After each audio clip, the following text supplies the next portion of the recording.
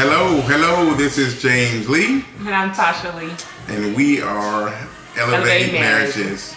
You almost forget to say that every time. No, I don't forget. Sometimes I just don't say like it. You forget, you're not sure who we are, you know. I know who we are. I know who we is. Anywho, just want Happy Sunday, everybody. Yes, happy Sunday. Happy Sunday. I don't know if you guys made it to church, but hopefully so. I know last week we were talking about Hidden Beach is who we were listening to, but of course today's Sunday, so we have to come to you with some gospel. Yes, and this is my man Anthony Brown and Group Therapy. I got that. If you have not picked it up, it is amazing. He likes this a lot. I really do. It kind of starts off a little, you know. Yeah, a little bit in there, but it reminds you of when you were where you were when you were there. I wasn't there. He was there. That's why he likes it so much. But anywho, it's cool though. Come back with, if it's not Sunday when you watch this video, just know that it's Sunday when we shoot this video. Right. So that's kind of where we are with it. That's true. So nevertheless, we wanted to come to you real quick this morning, this afternoon, whatever it might be at your time, just to kind of touch base on what we spoke about in our last video, the cake marriage. So that cake marriage, of course, we hope that you understood where we were coming from with that. Meaning there's a lot of different ingredients that come together when it comes to having a successful marriage. And there's different little layers to it. There's different ingredients that go in to give you that final product, which is that marriage. So that's what we're here to kind of follow up with these next few videos that will kind of give a little bit of a layer here and a layer there and an ingredient here and an ingredient there. So that's the basis. So as a husband and a wife, let's just call ourselves the flour, because that's kind of the main ingredient for. I agree. For any good cake. Yeah, right? any good cake or pretty much anything that you want to bake, you got to put flour in it. We're gonna call it the cake itself is the flour.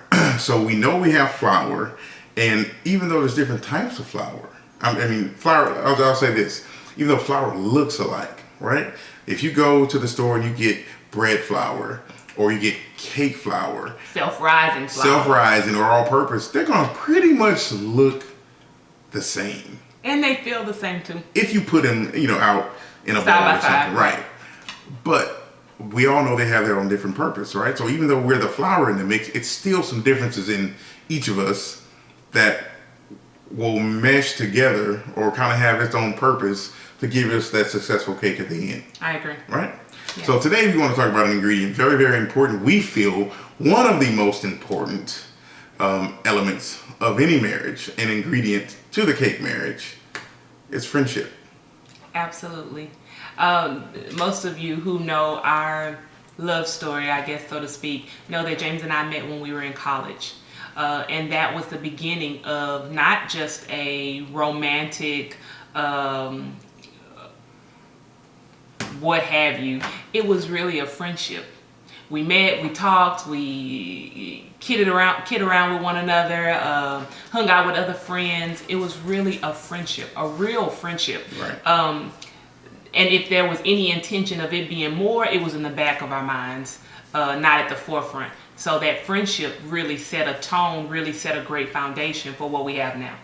And the friendship piece of it, it's very, very important because, of course, when we take our vows, it doesn't talk about, be friends forever. Right. It says, till death do us part, for better or for worse, for richer or for poorer, in sickness and in health, right? So when you think about that, those are very, very, I would say they're very definite. They're strict vows, but a lot of times people miss it or they don't stick to that. But we think the reason that friendship is so important is because if we all can think in our own lives, we can think of some friends that we have that no matter what, they're friends, they're going to be our friends forever, and nothing's going to change it. Even if you don't talk in a while, once you see them, it's it's all love, you're hugging, kissing, right. Whatever you want to do. Pick up your wherever you left right? Because that's your friend. Right. There's no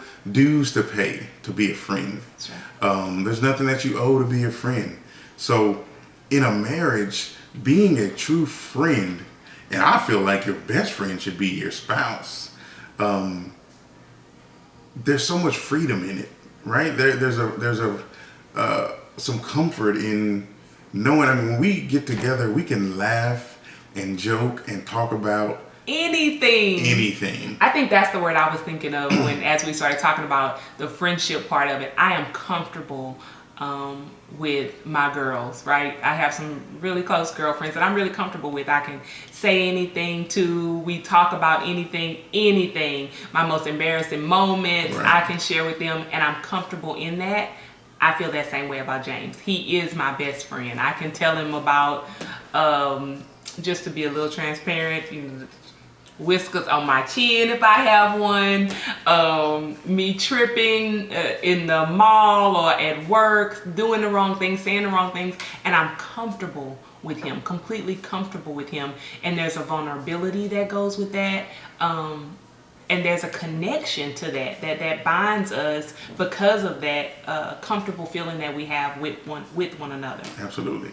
And we all know, beauty fades, youth fades, but that friendship with a husband and a wife, it should last the test of time. I mean, when you can't do what you used to do, or one of them actually does get sick in health, it's hard to leave your friend. That's right.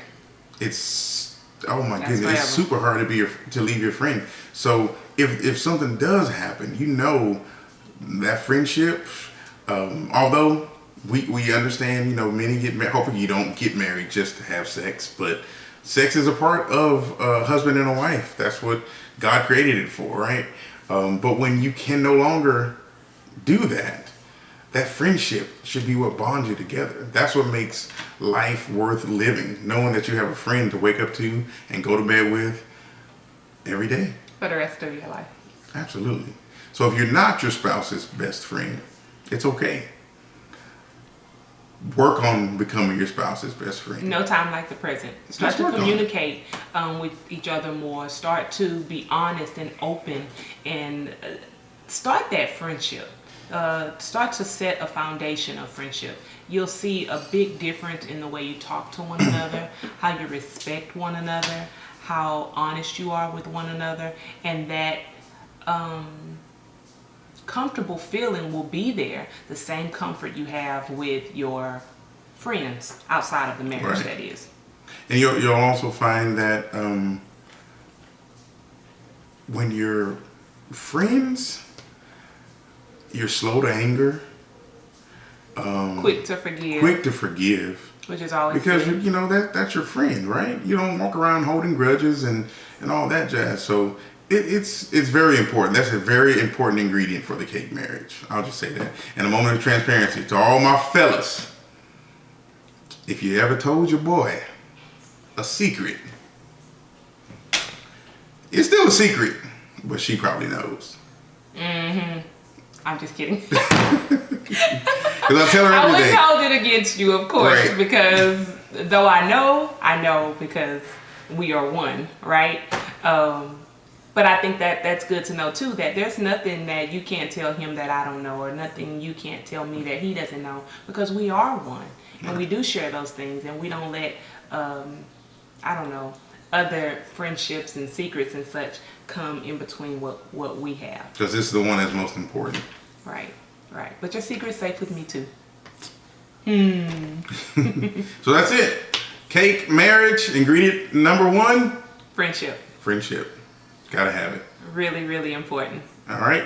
So we're going to continue to try to put out something that'll go along with this series, so to speak, for the cake marriage. And we'll come back and let you know if there's anything you guys want us to talk about. Feel free to hit us on our Facebook pages, on all social media, Elevate Marriages, Facebook, Instagram. Yes. And last week we talked about Love is a Decision with Gary Smalley. I don't know if you guys got it. I'm just loving this book. And y'all probably saw the video it was just me, last week about having an attitude of gratitude. So one of the other things that Gary talks about, Gary and John Trent is the other author of the book. One of the other things they talk about is how we put value on things.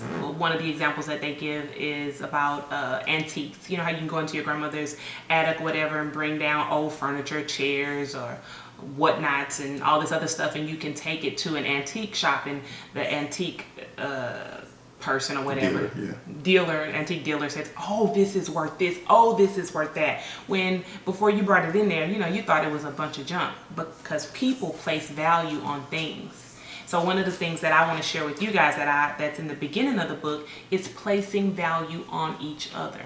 Placing value on the friendship, the foundation of friendship that you share, placing value on your marriage. So if he means that much to you, you make him feel valued. You make him feel treasured. You place that value on him. And how do you treat things that are treasured and valued? With care and with respect, and I don't know, you don't always have to be gentle. He's a big guy, so I don't always have to be gentle. But I want to be respectful of him, and I want to be caring, and I want to take care of what I value and what I treasure so much. So that's one of the things that Gary and John talk about, and that's one of the things I want to share with you this week from the book. Treasure your husbands, treasure your wives, make them feel valued. And sometimes we can do that through our actions, and sometimes, a lot of times, we can do that through our words, reminding them how great they are, reminding them how much we love them and how much we appreciate the things that they do. So, absolutely. Yeah, I hope you guys can take something away from what we give each time we do come. We do not take, I say this all the time, we don't take it for granted, the time that you give to us, and we truly appreciate it. And thank you for allowing us into your marriages. All right. With that, I'm James Lee. And I'm Tasha Lee. We'll talk to you guys later. Next time. Bye. Bye-bye.